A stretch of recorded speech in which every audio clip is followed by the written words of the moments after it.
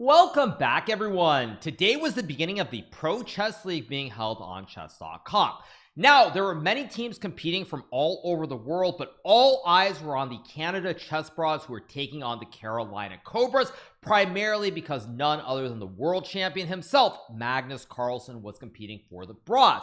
So Magnus got off to a red-hot start. He beat Grandmasters Brandon Jacobson, Daniel Naroditsky, as well as seven-time, I believe, U.S. Women's Champion Irina Krush before playing Awonder Liang in the fourth and final game of the day. So Magnus on 3 out of 3 taking on Awonder. Now, before we jump into the game, it's worth noting that Awonder has been a very promising American junior player for many years. He had a spectacular win in the United States Chess Championship last year against Levon Aronian. So fourth game of the day, match very, very close. Canada up by 1 point going into it. Let's dive right into it. So Awonder has the white pieces against Magnus. This game was a 10-minute game with 2-second increment, and it starts with e4. We get e6 here. Magnus deciding to play the French. d4, d5 is played, and now we get knight to c3. Magnus plays knight f6, bishop to g5, and here he decides to take the pawn. Now, taking on e4 is the main line. Black can also play bishop to e7 or bishop b4. Bishop to b4, e5 here, attacking the knight because of the pin. Black plays h6, bishop d2, takes, knight to e4, queen g4, and g6. And the position is very imbalanced here. I myself have played this with both colors. One of my most famous games was in the 2005 US Championship on the black side of this McCutcheon French, which I won against Nick DeFermian, but there is a lot of play. Additionally, black can play bishop to e7, e5, and now knight f d7, or knight to e4 like we saw in the first game of Hikaru's memorable game series where I drew against Jay Bonin, first draw against an IM. If you've not checked out that video, make sure to go and look for it. At any rate, after e5, knight f d7, white has many options. Chief among them to play h4. This is, of course, I believe this is the Chatard attack, or maybe I've got that wrong, but it's a very, very sharp line. Magnus, at any rate, chooses instead to take. We get knight takes e4, and now he plays knight bd7, and this is the burn variation here with knight d7. Black's idea is very simple. What he wants to do is he wants to recapture on f6 with the knight, so the knight is well placed. It can go to either the e4 or the d5 squares down the road.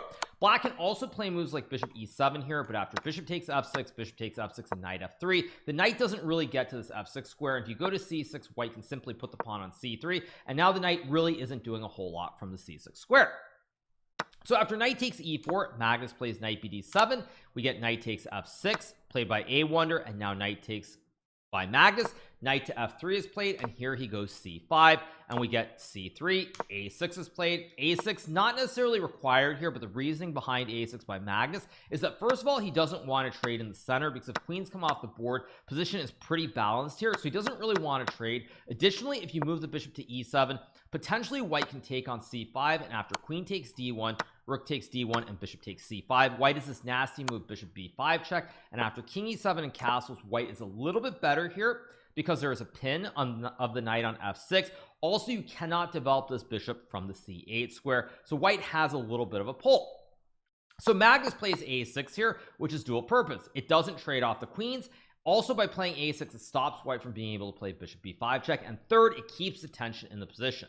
So here Awonder plays bishop to d3. Magnus decides to take on d4. Knight takes d4 is played, and now he goes h6 here, asking Awonder the question, where is your dark square bishop going? Now, you could bring the bishop back to e3 here, for example, but after bishop to e3, black can simply go bishop e7 and castles with no real issues whatsoever. Awonder correctly decides that, you know what, I want to keep the pin alive. However, by playing h6 down the road, this is either a great move or a terrible move because it creates luft for the king. There will be no back rank checkmates. However, white can also try to do something nasty, like in this position after bishop e7, bishop c2 castles, play queen e3, trying to create the checkmate on the h7 square. So there are trade-offs here when Magnus plays this h6 move. So we get bishop h4. Magnus goes bishop c5, asking Awonder what he's going to do with his knight. He decides to castle, and here Magnus plays the move castles. Now, I was very surprised. I was doing live coverage of this game, and this move took me sort of off guard. I really expected Magnus to simply trade on d4 to give Awonder the isolated pawn in the center, and then follow it up with a move like castles, rook to e1, and bishop d7, followed by bishop c6, and maybe queen d5 to create a checkmate threat on the diagonal. However, Magnus instantly castles here. Now, it's worth noting, of course, for those of you guys who are new to the game of chess, once again, if black captures his pawn on d4 here, white wins the game because there is bishop b5 check, creating the discovered attack on the queen. Black can block with the queen, but then you lose your queen. And if you take the bishop on b5, I simply take the queen on d4 and win. So after castles, Awonder plays knight to b3. Magnus goes bishop e7. Logical retreating move here, breaking the pin from the bishop on h4 towards the knight on f6 and the queen on d8. We get queen to e2 played, and now Magnus goes queen c7. Now the structure here is a little bit better for black potentially in the long run. If black can develop this light square bishop, he will be doing very well. The problem is, how do you develop it? If you put the bishop on d7 right here, white can actually trade off the bishop for the knight, and after bishop takes bishop, queen to e4, you're either going to get checkmated on h7 due to the battery, or you will lose the pawn on b7 if you play a move like g6. Queen takes b7, white is up one pawn. So you can't really develop the bishop d7. Additionally, you can't really push the pawn either for the same reason. I take on f6, and after queen e4, it's even worse because now on top of threatening checkmate, instead of being a lone pawn that's hanging on b7, the entire rook on a8 is going to be captured. So in this position, the big question for black is, how do you develop this bishop? Because if you can get the bishop to say c6 and then get the rook to c8, or even play queen c7 and rook a d8, you finish your development and you're doing very well. So Magnus here decides to play queen c7. We get bishop to g3 being played, which is a move that I did not like, because here the one advantage white has is he has a slightly worse pawn structure, but he may have some attacking chances towards the black king on g8. Now, due to the slightly inferior pawn structure, when you play a move like bishop g3 and bishop d6, trades should favor Magnus here. So we get rook a d1 played. Magnus trades the bishops, and here he plays this move e5. Now this move violates some of the principles that I just alluded to. In this position, like I mentioned, black wants to develop this bishop and bring the rook into the game. In this position, if Magnus had played a move like b5 here, you'll notice that white can no longer trade off this knight on f6, which means that there no longer are any threats of a light square checkmate on h7. And now after a move like knight d2 and bishop b7 followed by rook a d8, black is simply better. White has the double pawns on g3 and g2. Bishop on b7 also on a much better diagonal here, aiming towards the pawn on g2 than this light square bishop on d3, which really is not targeting anything on this diagonal anymore. Magnus instead plays e5. Now this move is not necessarily a terrible move, but what it does is after rook e1, it creates a long-term weakness. Magnus plays rook e8. We get knight to d2. And what you'll notice here is that now Magnus always has to keep an eye on the pawn at e5, whereas in the other variation, just to go back 1 second, you'll notice that there are no weaknesses. The pawns here are really solid on f7 and e6, and black is just doing great. So now in this position after rook e8, there is this pawn at e5 that black has to keep an eye on. Awonder plays knight to d2 here. Very logical move. The idea is quite simple. He wants to go knight to e4, trade off these knights, and then checkmate on h7 again. Magnus plays bishop g4, prompting Awonder to play f3. If you were to move the queen, you would simply lose this rook on d1. And if you play knight to f3, e4 wins the game due to this fork of the bishop on d3, as well as the knight on f3. So f3 is played here. Magnus goes bishop e6. Awonder plays knight to e4, trying to exchange these knights. Now once again, if black trades these knights, this is very bad, because after queen takes pawn, you have to go g6 stopping the mate, or f5 for that matter, but either way you lose this pawn on e5 and you're simply down a pawn here. Additionally, keep in mind, Magnus really doesn't know what the match situation is here, so he wants to try and keep more pieces on the board and win the game since he's playing someone lower rated. So we get queen to b6 check being played. Now we get king h2 here, and Magnus plays this move bishop takes a2. Now this move is a huge mistake. This should effectively lose the game on the spot. My assumption is Magnus thought he could just grab the pawn. What's the big deal? I'm doing fine, but this move is very careless, and there are big shades of a former world chess champion by the name of Bobby Fischer, who in a match against Boris Spassky, he gobbled a pawn on h2 similar to a2, and he got his bishop trapped. Now b3 here does not trap the bishop on the spot, but is an extremely strong move here because Magnus has to capture the pawn. If you do not capture this pawn on b3, you will lose the bishop, and the bishop cannot retreat because the pawn is in the way. So here Magnus decides to take with the bishop. Now if he tried to capture with the queen, for example, white very simply goes rook to a1, and after knight takes e4, bishop takes e4, you cannot do anything with this bishop. It's trapped here. I'm going to capture it on the next move. If this queen could magically go back to b6, you could play bishop e6 and you'd be doing great.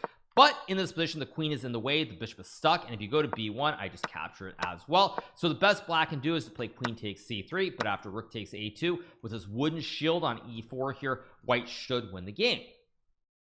So Magnus takes on b3 with the bishop. Now we get rook to b1, which is the whole point behind playing b3, because there is this very powerful pin from the rook on b1 of the bishop on b3 where you can't move the bishop because you would lose your queen on b6. Now the problem here for Magnus is how do you defend this bishop? If you play just a random move like rook to f8, for example, white can play knight takes pawn, and after pawn takes, there's a move like bishop to c2 here, collecting the bishop. If you move the bishop, you lose your queen. If you move your queen, you simply lose the bishop. So this is a very, very serious threat here. And more importantly, if you try to break the pin by going queen to e6 here, guarding the bishop, now white can play knight c5, forking the bishop on b3 as well as the queen on e6, and black will lose at least the bishop, if not the queen. So in this position, Magnus plays a5. The idea is very simple. If white goes bishop to c2, you can play a4, guarding the bishop on b3, and then you will simply move the queen away, and you have no issues, because even if bishops come off the board, material is even, and you can't lose the game. The problem, however, here is that after Magnus plays a5, Awonder can now play this move knight takes f6 check, and you cannot capture with the queen, because then you would lose your bishop. So you have to take with the pawn, which now leaves your king side very compromised here and under a lot of attacks. So we get queen to e4. Rook a c8 is played here. Now you could play a4 as well, but this move will lead to a lot of problems after queen to h7, king f8 takes, king e7, and rook takes e5. Very, very similar to the game. So after queen to e4, rook a c8 is played by Magnus, queen to h7 is played by Awonder. We get king to f8, queen takes h6, and now king to e7. If black plays this move king to g8, for example, white can checkmate with bishop to h7, king f8, bishop to f5 check, king g8, and now rook e4, doing the classic rook lift. Idea is very simply rook g4, which would be checkmate in one. The only way black can try to stop that is with a move like rook c4, but now white has a simple tactical theme which leads to mate in 4 with check, king to h8, bishop g6, checking the king, king to g8, queen to h7 check, bishop guards the queen, and after king to f8 you go queen takes f7 checkmate. Now it's worth noting you need the rook on c4, because if we go back to the start here, it does not work in this position because the bishop on b3 can capture the queen. So this would be completely winning for white. So after queen h7, king f8, queen takes h6, Magnus plays king to e7, trying to run away. Additionally, if black can get an extra move, for example, you play bishop f1, there's rook to h8 winning the game on the spot with the open h file, as well as the king being unable to return to the g1 square. However, in this position, it's really, really bad because white has this move rook takes e5 check. You cannot capture the rook because now you lose your queen on b6, and after the harmless check on h8, I just slide the king back to g1 and win the game. So after rook takes e5, we get king d7 being played by Magnus. You could go king d6, for example, but after king d6, queen takes f6 here. Game is once again over. You cannot block with the bishop because you lose your queen. And if you move your king to c7, I simply swap the queens, take the bishop with check, and the rest will be extremely simple. So you can't really go to d6 here. And if you go to d8 as well, it's more of the same. White can play rook takes b3, queen takes b3, and now after queen takes f6, king to c7, white has rook c5 check. If you go to b8, I go queen d6 check, king to either square on the a file, I play rook takes a5, which is checkmate because the king simply has no squares. Same thing with a7. The king cannot go to b6 or b8 because the queen on d6 covers them. So this is looking really, really bad. So Magnus plays king d7, the only move here which does not lose instantly. However, Awonder, is to his credit, finds bishop b5 check, rook guards the bishop, and the king is in check, and you're going to lose the rook on e8. So Magnus plays king to c7 here, and in this position, if Awonder had used a little bit of time and played this move bishop takes rook, he would have won this game 100% of the time. Now the reason that I say that is because in this position, white is currently up a rook. So if you play a move like king b8 and I move the rook back to e1, I have an extra rook on e1, which is simply too much to deal with. So the only move that black can play is to take the rook on e5, but after queen takes queen, king takes queen, and rook takes bishop on b3, in this position, white has an extra bishop on e8, and once you move the king, and I simply go bishop to a4, for example, or even just bishop b5, frankly, king a7, c4, white is easily winning this game. White will win this game 100% of the time. In fact, Magnus would simply resign here 100% of the time, and we would have no discussion. However, Awonder here, perhaps feeling the Magnus effect, feeling some pressure, knowing he's winning, makes a huge mistake. He plays this move, rook takes rook. Now, mind you, white is still winning, but the difference is now after black takes the bishop on b5, white has a rook for a bishop on b3, but there is a little bit of an imbalance here in that black has a passed a pawn that can run down the board, whereas white cannot create a pass pawn on the king side very easily.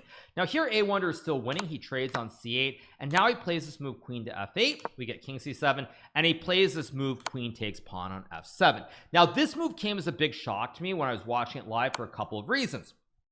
In this position, white is probably winning after queen takes f7. However, as I mentioned a second ago, in this position after rook takes b5 and a4, you'll notice black has a very fast a pawn going down the board. White cannot really create a pass pawn, and even if white can get a pass g pawn, you'll notice that in this position after bishop b3, even though this specific position is winning, this queening square is always guarded, and because they're double pawns, black has a lot of chances to push the a pawn down the board and potentially even pull off a swindle.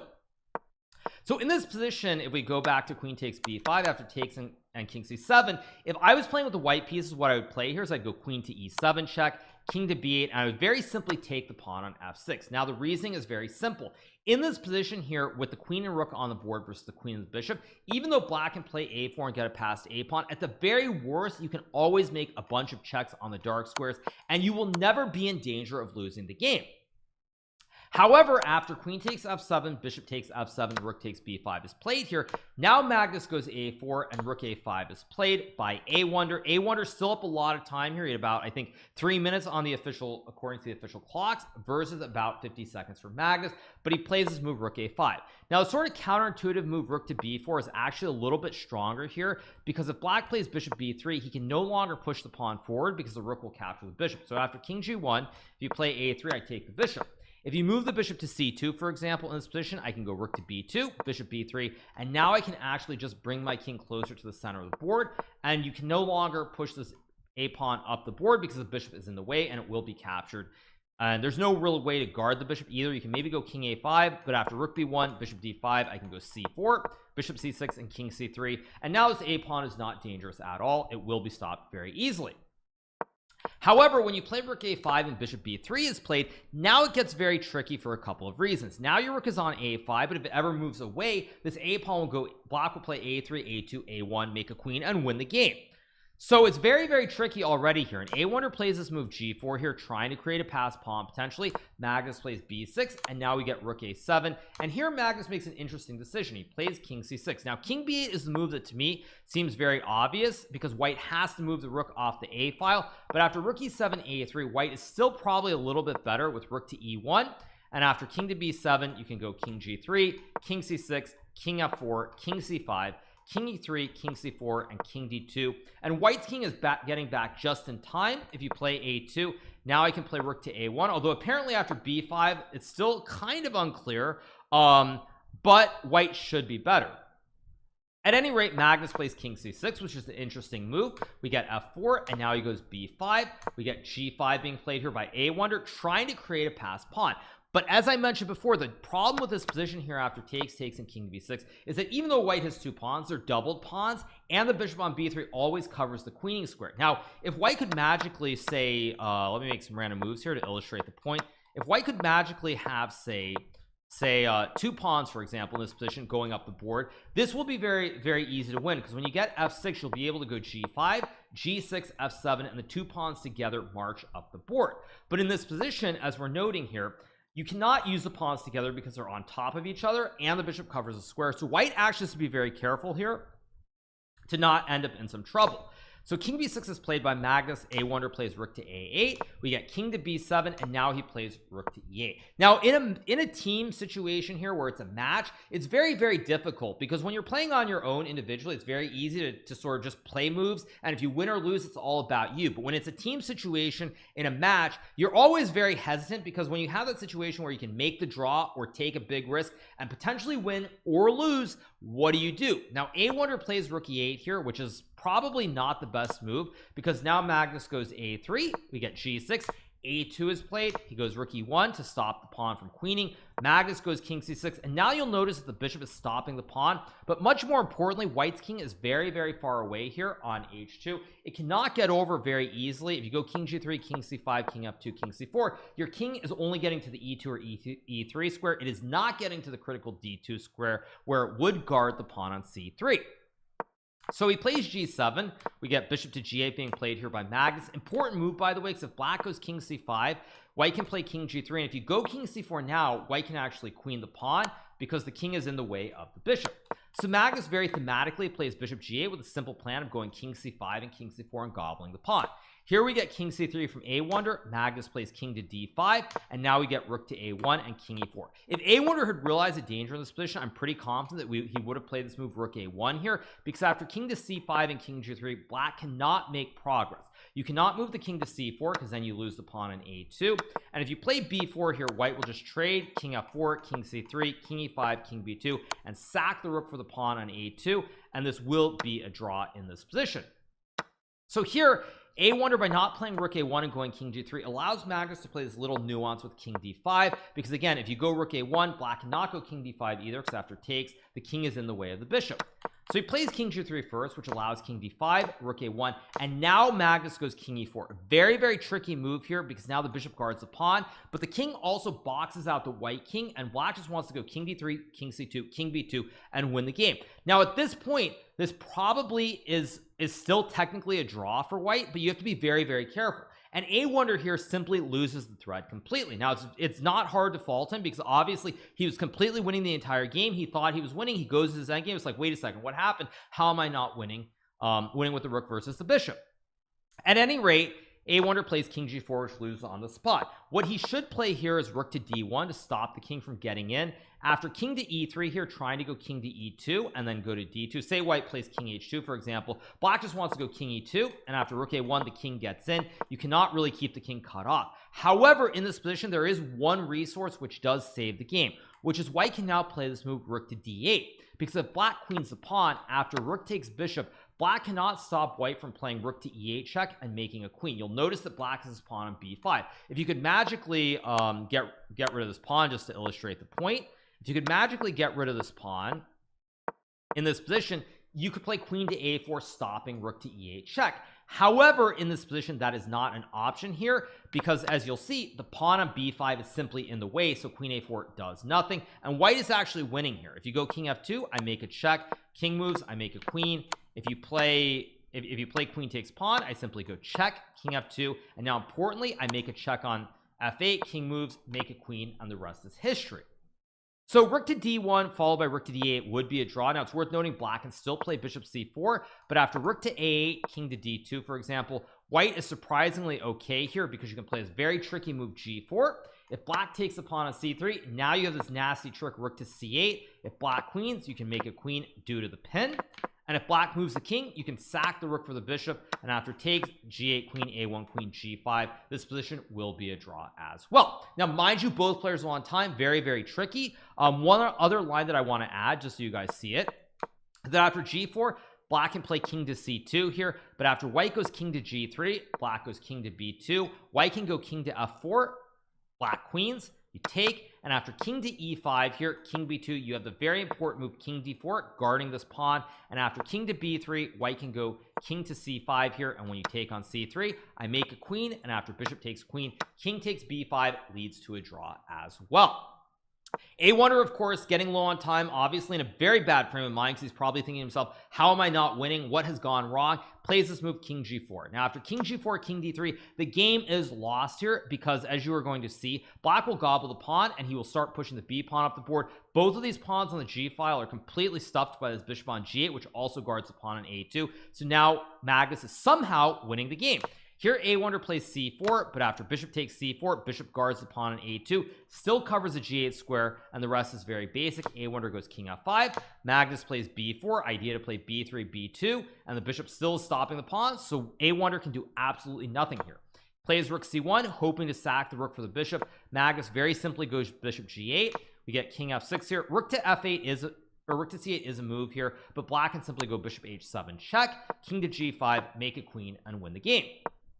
So Awonder plays king f6, Magnus goes b3 here, and after rook to c8, Magnus makes a queen, and Awonder has to resign this game. So what exactly happened in this game? Now, as I said, there is this thing called the Magnus Effect, which is when you get a winning position, you sort of know you're winning, and you feel this pressure, and you try to simplify too quickly. And I think for Awonder, he had much more time in this critical position after Magnus played this move, king to c7. I'm trying to find out exactly where it was, right here, where if he used even 3 minutes of his time, and he'd used that time, thought, and sort of collected his thoughts, he would have won this game on the spot. But instead, he played a quick move, and even though it was still winning, it was tricky enough that he lost the thread, and he tried to oversimplify by playing queen takes f7 rather than playing queen to e7 and queen takes f6.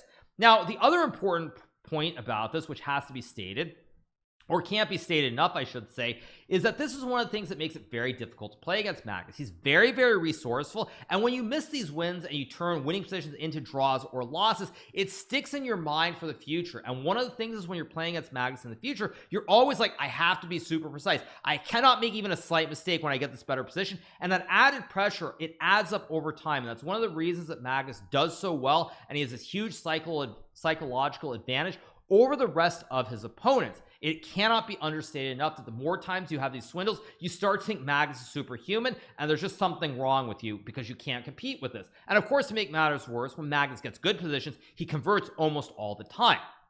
So at any rate, this was a game that was very pivotal in the Pro Chess League today, because what it meant is that instead of the Carolina Cobras winning the match, because of this result, they ended up losing by a score of 8.5 to 7.5, with this game being the decisive game, which means that the Chess Bros are currently leading in their division respectively. At any rate, you guys, I hope you've enjoyed this recap of this game from the Pro Chess League today. If you have not already subscribed to the channel, make sure to hit that subscribe button below, and we will be back with more special YouTube content in the very near future. But I hope you guys enjoyed this, and that is all for now. Have a great rest of your evening. Bye.